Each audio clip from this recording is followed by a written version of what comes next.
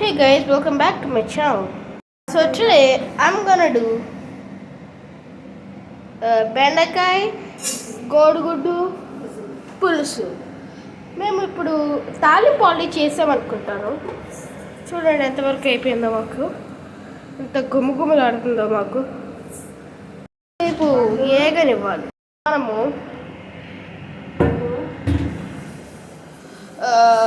కోడిగుడ్లు కోసి వేపి పక్కన పెట్టుకొని ముందు బాయిల్ చేసుకుని కోడిగుడ్డుని కోసేసి ఉప్పు వేసి ఉప్పు కాదులేండి, పసుపు వేసి బాయిల్ చేసుకున్నాక పక్కన పెట్టేసుకోండి.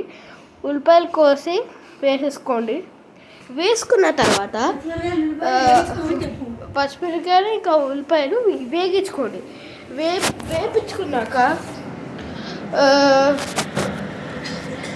మధ్య మధ్యలో అల్లం వెల్లుల్లి పేస్ట్ వేయండి. మనము ఉల్లిపాయలు ఇంకా పచ్చిమిరపకాయ బాగా వేగిన తర్వాత కొంచెం కలుపుకోండి.